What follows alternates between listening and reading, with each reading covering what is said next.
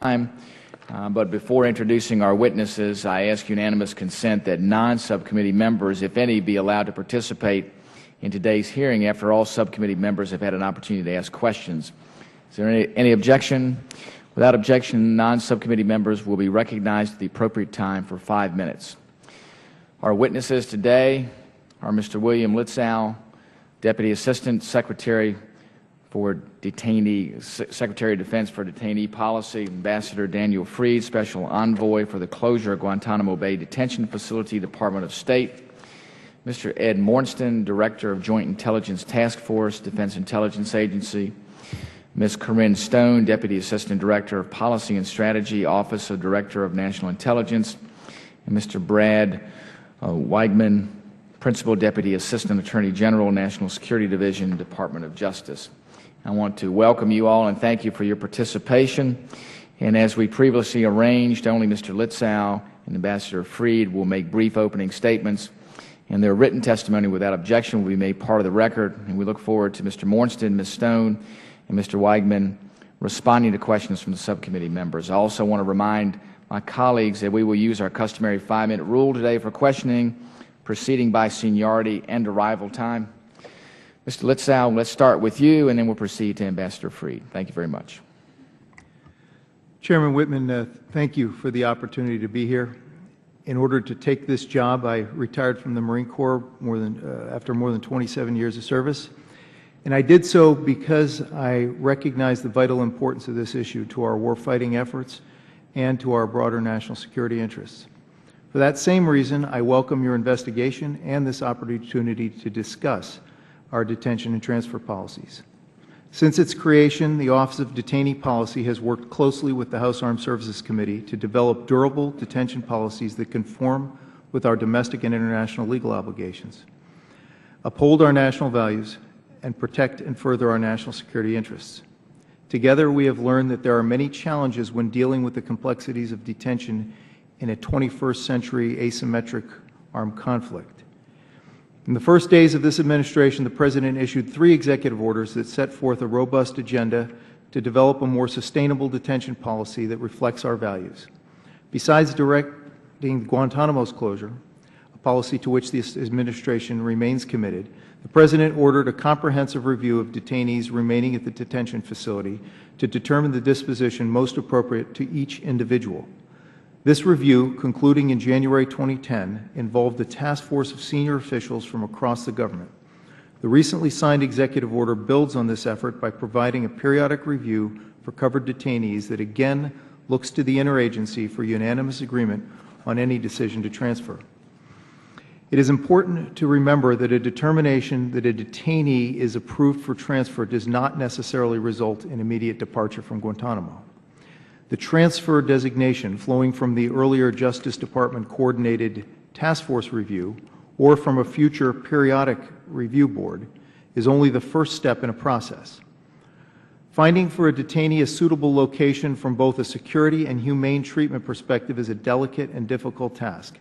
For that reason, Special Envoy Dan Freed and I co-chair an interagency process where we carefully assess all information related to transfer modalities and any new information arising since the task force review identified the detainee as a transfer candidate. Now, providing a context in which transfers fit, I note that they should not be viewed merely as a means toward the end of closing Guantanamo Bay. A transfer process is a necessary component to any law of war detention regime. Traditionally, in war, militaries capture and detain individuals to mitigate the threat they pose in the ongoing conflict. Modern armed conflicts with transnational terrorist organizations severely complicate this effort. Membership is difficult to determine, and the scope of the conflict is difficult to define. Because of these complicating factors, over the years, the Department has developed and refined a series of processes in Afghanistan, Iraq, and Guantanamo Bay, each of which is designed to protect our warfighters by removing threats from the battlefield while ensuring that the United States does not detain someone longer than necessary.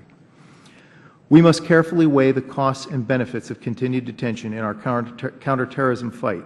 Just as we do with prisoners of war in a more traditional armed conflict, we acknowledge that the threat detainees pose may change over time. We cannot simply put belligerents back on a battlefield, but the absence of process to assess whether the threat warrants continued detention comes at significant cost in the cooperation and respect of allies and partners. To address these very complex matters, we must have a framework that is principled, credible, and sustainable. By principled, I mean it must provide fair and humane treatment to each detainee, including a process by which we can distinguish between a belligerent who poses a significant threat and one whose detention is no longer necessary. In order to be credible, this framework must advance the law in a way that imbues the entire system with legitimacy. And finally, the sustainability of such a framework depends not only on its principled nature and its credibility, but on its ability to address the realities of 21st century warfare. No review system will be perfect. We must be able to guard against belligerent re-engagement while still allowing for the full spectrum of transfer or prosecution options as alternatives to prolonged detention. The Department stands ready to work with Congress to further the requirements of a principled, credible, and sustainable detention policy. Thank you for your continued support, and I look forward to your questions, Mr. Chairman. Thank you, Mr. Litzow. Ambassador Fried. Chairman Whitman, thank you for the opportunity. I welcome the chance to offer background to this important and complex issue. Working closely with our interagency colleagues, the State Department has been involved in negotiations for the transfer of 67 detainees to foreign countries during this administration. This includes the transfer of 40 detainees to third countries, that is, countries of which they are not nationals. We also follow the progress of former detainees, particularly these detainees resettled in third countries. The detention facilities at Guantanamo are modern and humane, and the men and women who run them are serious, capable professionals. Nevertheless, my years of working on this issue, directly in this administration, indirectly in the last one, lead me to believe that the closure of the Guantanamo detention facility is in our national interest. The facility's existence does more to harm than improve our security. Indeed, for many years, the facility has constituted a net liability for our nation in the world. Transferring detainees from Guantanamo and expressing the objective of closing it are not new. In 2006, President Bush publicly expressed his desire to close the facility, and the previous administration transferred 537 detainees from Guantanamo, including 198 to Afghanistan, 121 to Saudi Arabia, 50 to Pakistan, and 14 to Yemen. These transfer efforts were publicly known, but generated neither much credit for the prior administration nor much controversy. By January 20, 2009, there were 242 detainees at Guantanamo. Many already had been approved for transfer, and 20 had been ordered released by federal courts. Our allies and partners were calling for action to close Guantanamo. President Obama signed Executive Order 13492, which directed a comprehensive review of all remaining Guantanamo detainees and the closure of the facility.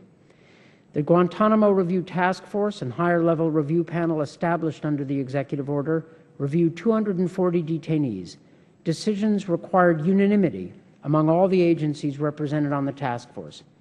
Of the 240 detainees reviewed, 36 were referred for prosecution, either in Article III courts or military commissions. 30 from Yemen were designated for conditional detention because of the deteriorating security environment in that country, meaning that they could be repatriated if security conditions in Yemen improved. 48 were determined to be too dangerous to transfer but not feasible for prosecution, and thus were designated for longer-term detention under the authorization for use of military force passed by Congress after the 9/11 attacks, and 126 were approved for transfer. My office focused on the 126 detainees approved for transfer. These included, first, detainees who could, in theory, be repatriated to their country of origin.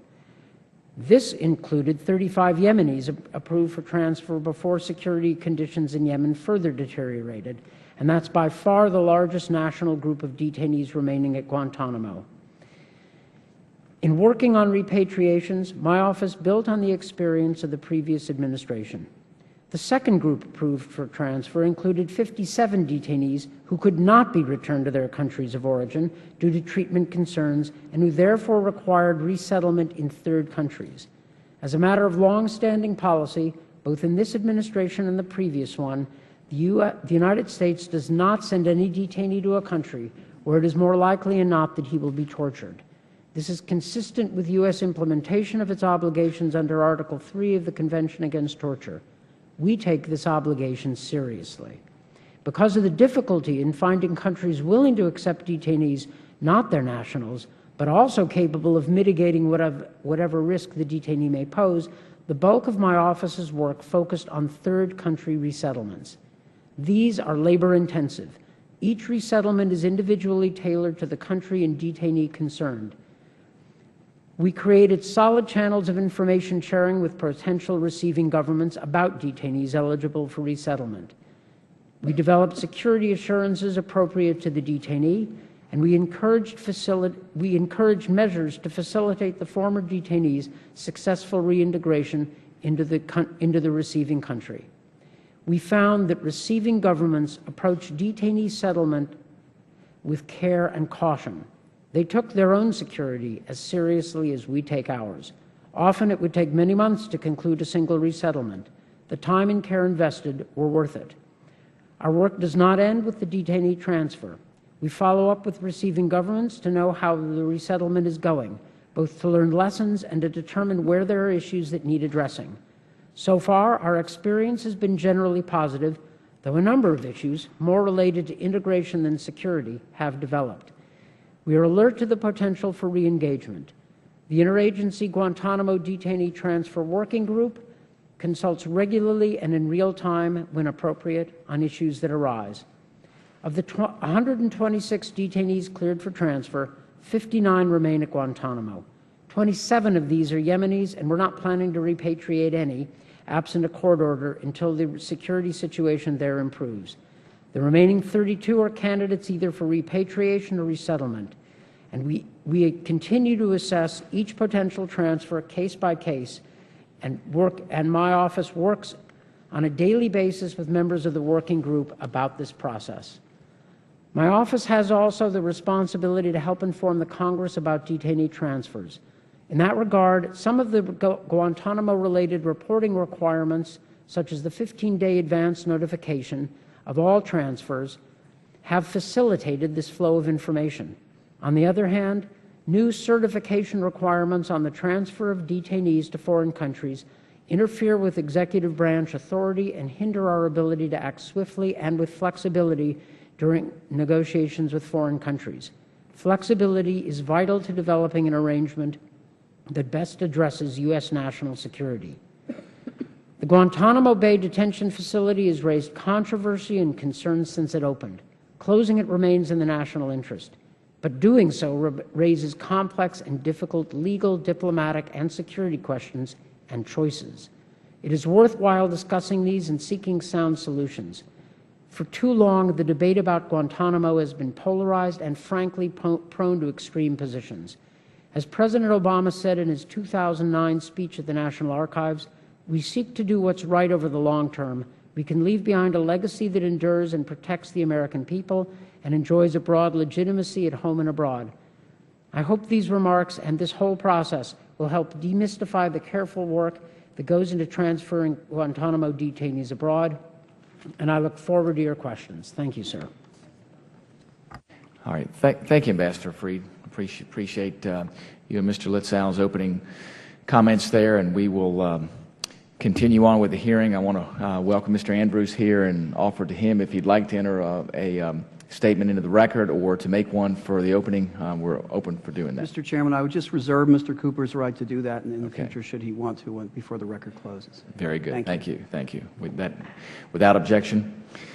All right, we will move into questioning, and I'll begin the questioning. I'll begin with Ambassador Freed. And I wanted to know, are there regions or nations that are more likely to accept transferees from Guantanamo than others? And if so, why, or what are the specifics that they look at and whether or not they will accept detainees? If you're referring to resettlements, that is, accepting detainees, not their nationals, it has been principally European countries who have been the most responsive. Now, it is also true that when we look for countries that are both willing to accept detainees but also capable, that is, have the capacity to mitigate any risk that the detainee may pose. So this is that number of countries quickly drops. But European countries have been very helpful, though not only European countries. In working for resettlements abroad, we do keep in mind the country's capacity and the nature of the detainee. Very good. Are there reimbursements or payments that are made to nations or certain nations in exchange for resettlement of these detainees? Yes, sir. Some countries, not fewer than half the countries, but some countries have asked for, and we have offered, I would say, defraying of some of their costs. These amounts have been reported to the Congress. The amounts are classified, but let me say that the greatest amount was under, per detainee, was under $100,000. So yes, and I'm happy to provide the details. Very good. And one last question. If you can tell us a little bit about the due diligence that goes into place to determine what surrounds a detainee being sent to a country, whether it's a resettlement or whether it's another set of conditions. If you can let us know a little more of the specifics about that. And then I know there's been some concern about detainees going back to some of the countries that are war-torn and that have dealt with extremism, and give us some of your thoughts about those particular transfers that have taken place with those countries. I have to be very careful in an open session, so I will watch my words, and there is more to say in a closed session, and I'm willing to keep working with the committee and with your staff, sir. With respect to resettlements, countries that agree to accept a detainee are taking on a responsibility to help that detainee find a new life, and also a responsibility for security. We have found that governments have put in a lot of effort to making detainee resettlements successful.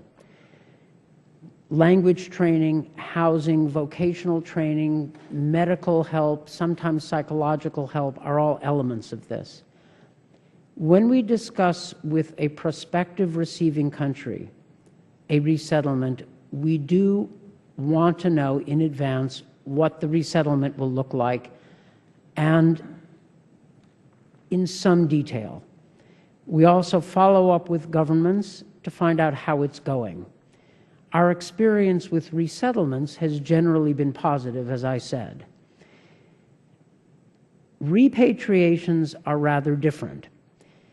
Repatriations, of course, mean that countries are detainees are going back to their country of origin. In the previous administration, they did so in rather large numbers, as I said. In this administration, we became cautious about repatriations, particularly to Yemen, as the security situation deteriorated. This was not, I should add, a break with the previous administration. The caution had started, and I think the last year or so of the prior administration, and we continued it. And of course, President Obama suspended all repatriations to Yemen in early 2010.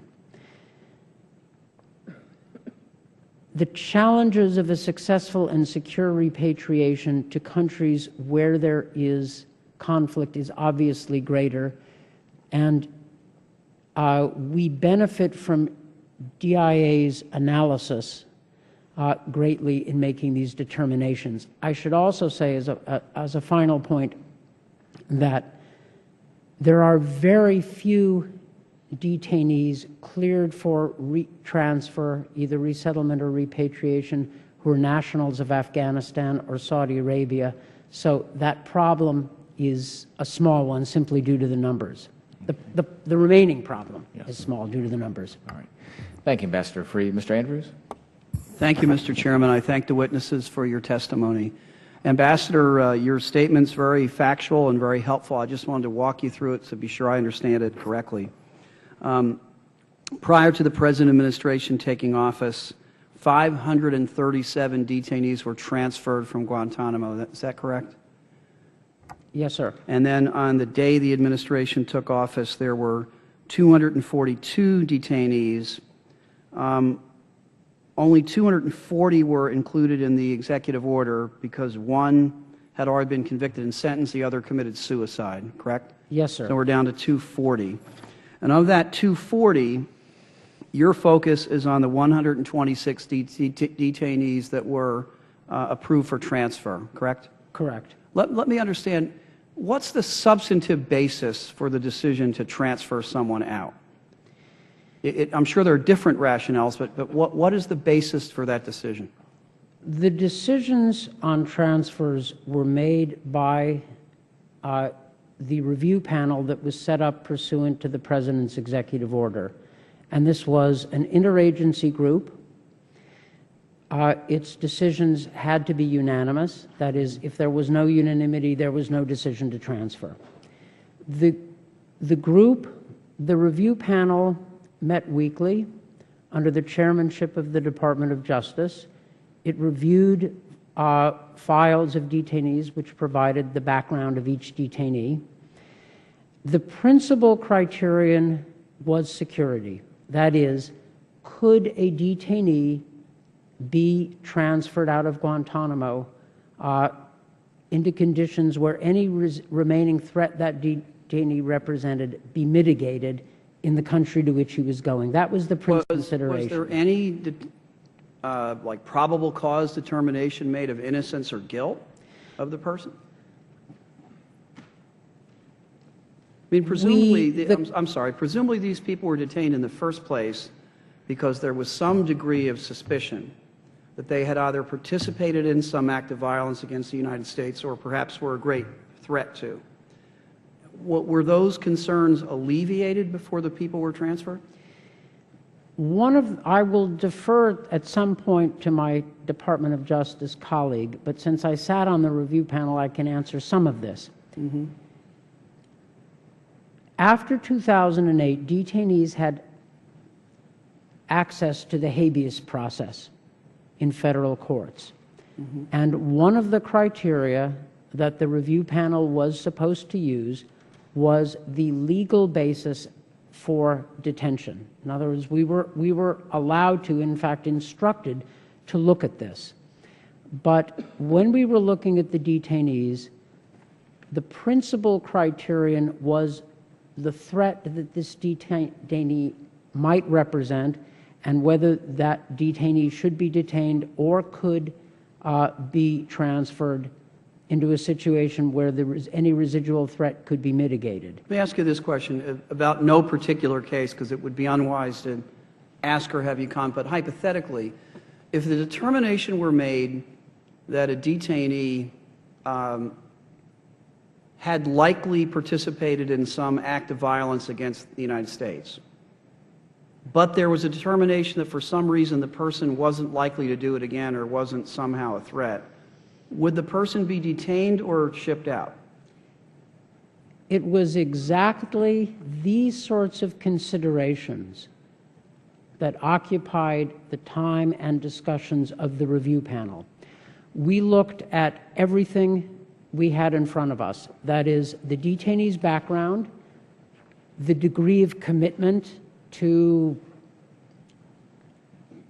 his struggle against the United States, the likelihood, the severity of his involvement, and the likelihood that he would re-engage. Can I just ask you this, though, as a rhetorical, and it's not meant to be a rhetorical question, frankly, but if we thought there was any reasonable grounds to think the person had committed an act of violence against the United States, why would we ever release any of these people?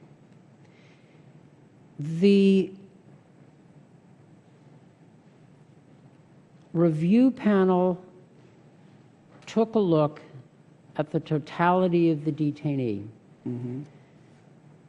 All of its decisions were unanimous, and of course, Joint Chiefs of Staff, Defense Department, intelligence community were sitting on the panel, as well as the State Department, Department of Justice, and Homeland Security.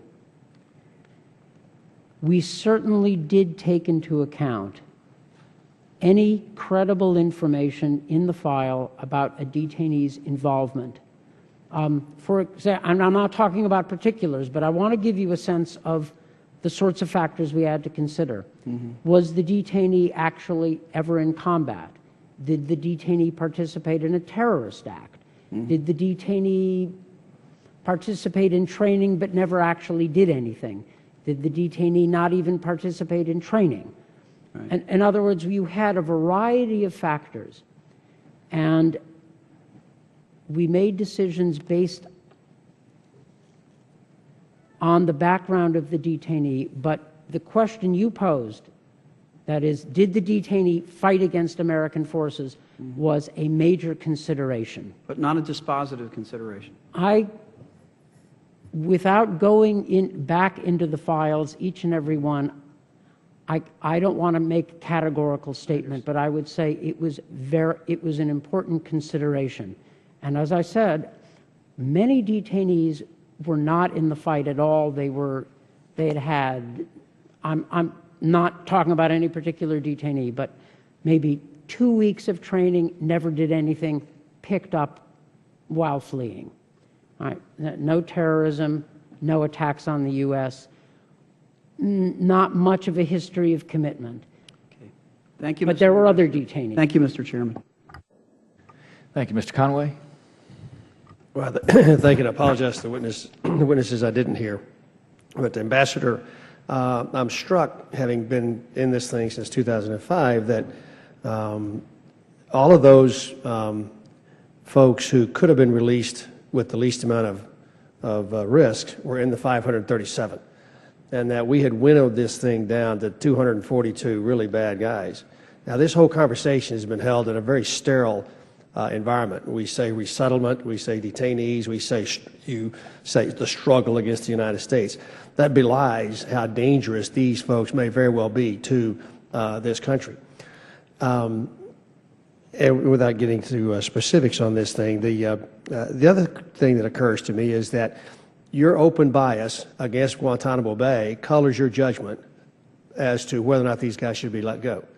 Because you've got one way to get rid of them is to let them go into resettlement, whatever that phrase means, and that somehow, if you could, visit with us about how your bias to close Guantanamo Bay, but for the greater good, did not influence your decision making when it came to looking at these guys who are the worst of the worst. If our review system, which all of these detainees have gone through multiple assessments as to who they are, what they did, what they didn't do, since they were detained, at least since '05 when I came into Congress, how we wound up with keeping the shopkeeper or the farmer who got swept up on the battlefield by accident, how any of those were in the 242. So a little troubling about how cavalier and how sterile this conversation is. These are bad guys who either did or want to hurt Americans, and may very well want to. Again, their recidivism rate is high enough among the ones we did let go, even under the Bush administration,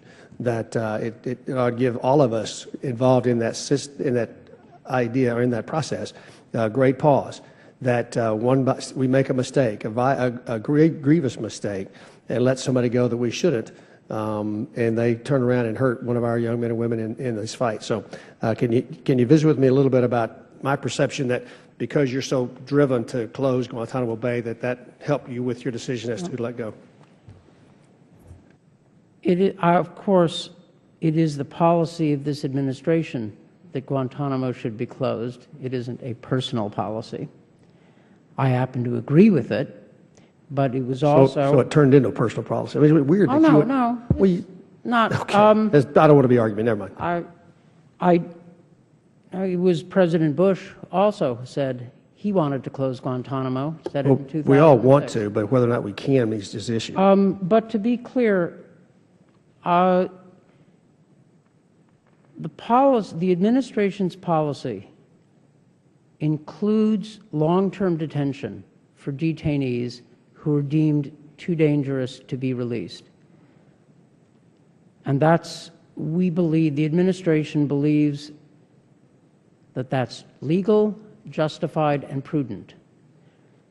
You mentioned that the 242 that were at Guantanamo were the worst of the worst, the most dangerous. I believe you said that. You would expect that given the process we've been through. In some cases, that's certainly true. That is, the most dangerous detainees at Guantanamo are still at Guantanamo.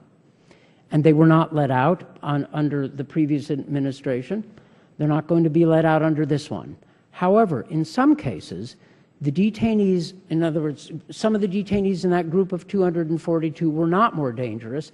They were not let out not because of any particular danger that they posed, but because they could not be sent back to their country of origin. For example, when in January 2009 there were 17 Uyghurs, that's a Turkic people, Chinese minority, they could not be sent back to China because of treatment concerns. They had been ordered released by U.S. courts, and there were no countries willing to take them. One of the jobs of my office was to find countries willing to take them, and we did so. Other detainees, for example, Syrians, Egyptians, other Uzbeks, could not be sent back to their countries of origin. I understand that, and excuse me, my time is about to expire. Okay. I also understand that there's a group there that we all agree never gets let out, and then there's the rest. So the further down that food chain you go to get to that group that we never let out, the risks increase. I got good confidence in you. You've let go all the Uyghurs and the folks who don't. But as you close on that number of folks who should not ever be let go, then you run the risk of letting somebody go that shouldn't be. So, and you really didn't address whether or not your personal bias and or the administration's bias to close Guantanamo had an effect on letting people go that shouldn't have been let go. I'll answer that straight up. Absolutely not. When I am perfectly comfortable and was perfectly comfortable on the review panel with decisions not to transfer detainees, that is part of the process. That's perfectly legitimate. That's a perfectly legitimate, justified decision. If there's a question if it's a question of security and it's a judgment of the review panel that someone should remain at Guantanamo for security reasons, or remain in detention for security reasons, that's a legitimate, valid call. Fully support it. Thank you. Mr. Kaufman. Thank you, Mr. Chairman. First of all, I just want to say that what we have is a politically driven failed policy, and it's really maybe by both administrations, but certainly in 2000, I think the decision was when was the decision not to put any more prisoners in Guantanamo Bay? When was that decision made? It was 2006 or 7, last administration. My colleague may know. The last detainee went in 2008, but certainly if you track how the detainees went in, there was a waning before that, making it clear that there was an intent to not put anyone there if you could avoid it. Right. Well, I think perhaps when candidate Barack Obama was running for the presidency, he distinguished himself from his rivals by certainly using this as an issue, and I think not only did he convince the majority of the American electorate that it was an issue, but I think he convinced the international community at the same time that it was an issue. But I think the greatest failure of the policy is that it doesn't admit that we are a nation at war, that I think it's part of this administration's fiction that we no longer have the global war on terror. We have overseas contingency operations, and we no longer have terrorist attacks. We have man-caused disasters, and so since we are removing certainly the vocabulary from the lexicon of war, we therefore need to close Guantanamo Bay. We still need it because there are still individuals that want to kill American civilians. And I really think that we ought to consider the lives of Americans is more important than the rights of terrorists, and that ties into military commissions versus bringing them to U.S. soil and trying them there.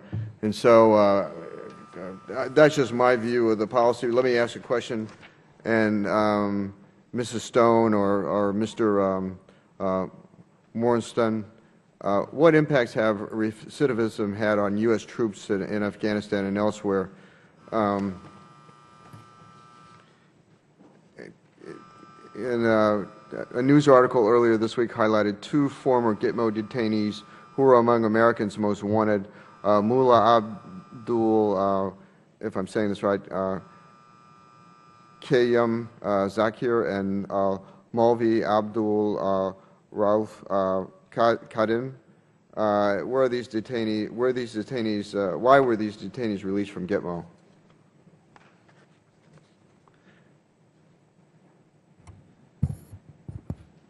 Sir, there have been instances where detainees who have been transferred from Gitmo have re-engaged and have been in the fight and have impacted the lives of U.S. service members. We do track that.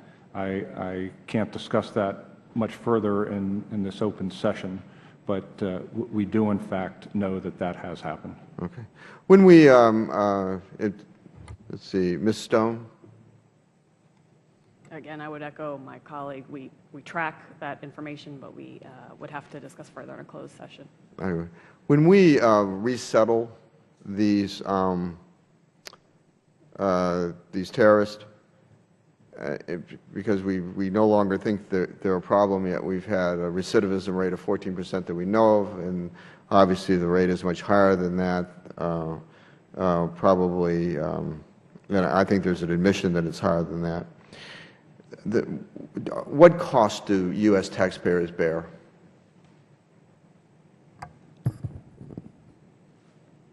In the resettlement?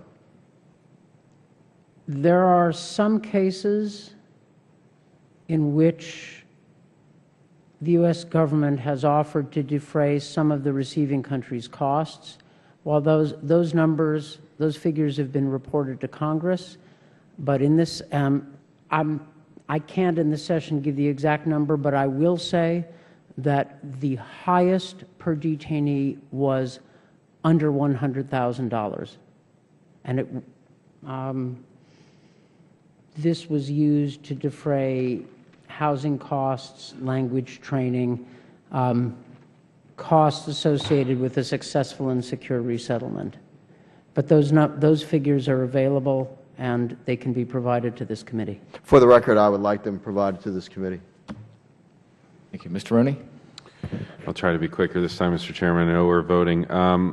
You know, during opening statements of both the gentlemen at the witness, I kind of got the sense that, you know, there's this perception problem with Gitmo. I've heard it a million times before. You know, we're better off without Gitmo than we are with it, regardless of if you've gone down there and you've seen it, what's actually happening at Gitmo versus the perception of it. And one of the things that always bothered me was when you talk about these guys that can't be released because they're too dangerous. I mean, isn't there a perception problem with that, that we in America detain people? If we're going to try them, I assume some of these guys we're going to put through military commissions or Article 3, whatever comes down the pike, and they're going to be found not guilty perhaps, or guilty. But if they're found not guilty because of lack of evidence or because we gained evidence through what is now termed as torture, and we re-detain them anyway, isn't there a perception problem with that internationally? That's just as bad as whatever people think of Guantanamo Bay, realistic or not? There have been enormous perception problems with Guantanamo, and Guantanamo has been the subject of heated, exaggerated, and often highly polarized and inaccurate debate from both sides, from all sides. Guantanamo itself, the facilities itself, are modern, decent, humane, and the people who work there should be given credit for doing a tough job and doing it, as far as I can tell, doing it extremely well. Well, let me just, because I'm running out of time and we gotta, isn't that our problem then? Isn't that a leadership problem from both Bush and Obama, that we've let it become something that it's not globally? And don't we owe it to whatever we're trying to do down there, and for whatever reason why, to say to the international community, come to Guantanamo Bay and see what's really going on there, rather than just saying like, okay, we'll shut it down, and we might end up detaining these people forever, even though they may be found not guilty. Well, before I had this job, I was Assistant Secretary of State for European Affairs in the Bush administration. And I saw firsthand the liability that Guantanamo constituted for our country and the world. Now, you might argue, how do you measure that? How do you measure the liability? Every time, well, I'll give you an example. Every time I went to Europe as Assistant Secretary and asked our allies for something, help in Afghanistan or some common project, it was as if I was sailing into the wind or swimming with a 50-pound weight on a leg, tied to a leg. Choose your metaphor. Because of the problem that Guantanamo represented. Now, you might argue, and I might agree with you, that there was misinformation. A lot of the problems were exaggerated. There was a lot of ignorance. But it was a genuine problem.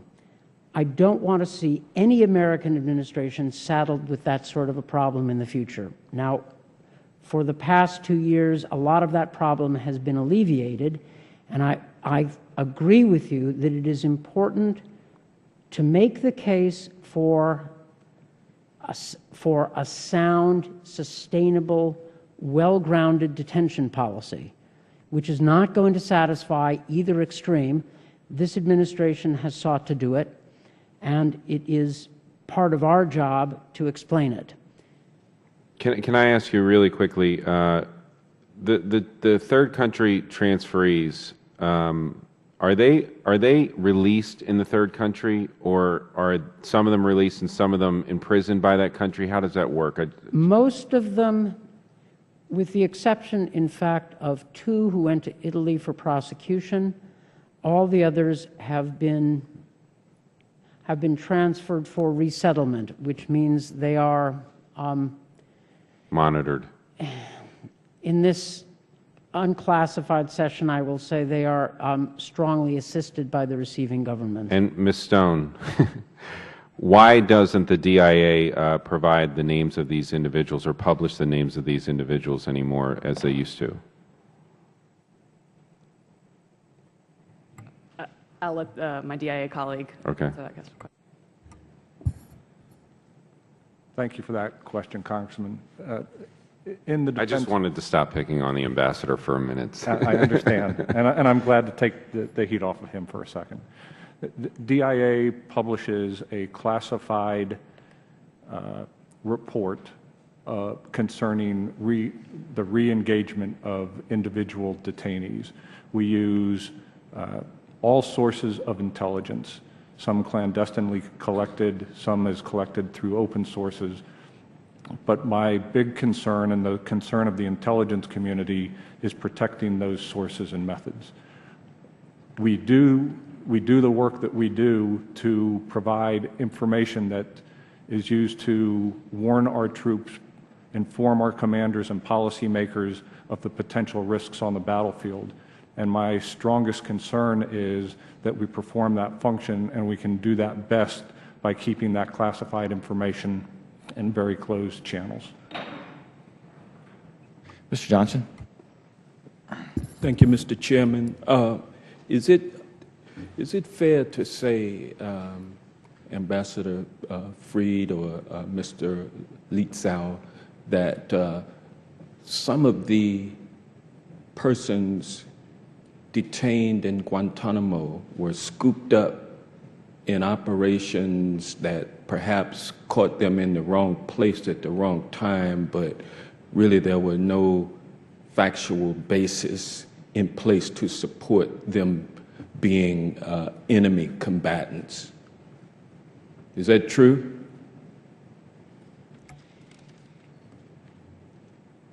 Real quick, because my time's running out. When I look at the Guantanamo detainees, at least the 242 that were there when this administration took office, I think it's best put in terms of a bell curve. At one end are truly dangerous people. The worst of the phrase, the worst of the worst applies to Well, them. I guess I want to... At the other end, there are people who may have been at the wrong place at the wrong time, but not many of them. Yeah, and of course, you came in at only 242 that were in, but it was a total of 779 since January of 2002. Some of whom I would argue were just caught in the wrong place at the wrong time, scooped up, brought over. A decision was made either by the courts or by the Bush administration to release them.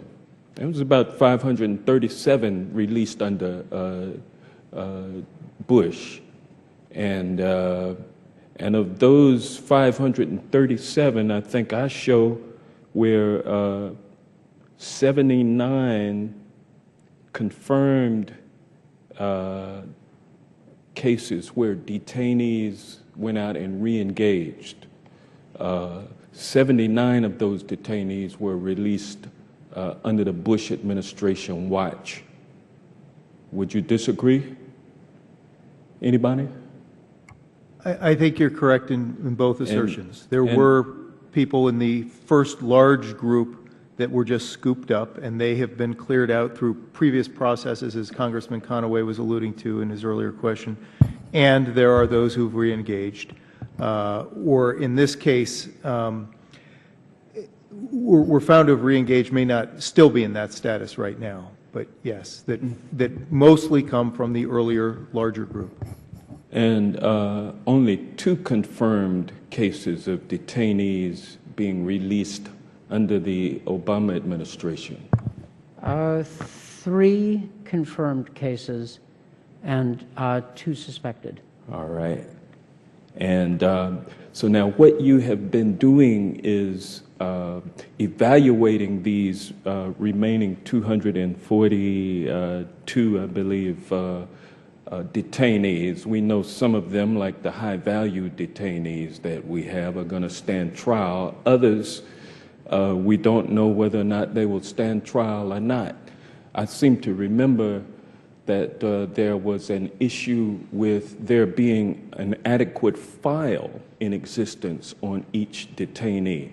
Do we have any detainees down in Guantanamo at this point where we have that kind of a problem, where there's no file that documents any evidence against the detainee that could support a court case?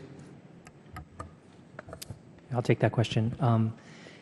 In the Guantanamo Review Task Force process, all the detainees were evaluated. One of the factors was how many of them could be prosecuted. There were only about 36 who were evaluated and determined that they could be prosecuted either in a military commission or federal court. So for the remaining detainees down there, I think it's fair to assume, well, actually, the ones who are transferred are being transferred. So, but for the ones who are being kept, there's another 48 who it's fair to assume can't be tried. So that there's 36 who can be prosecuted.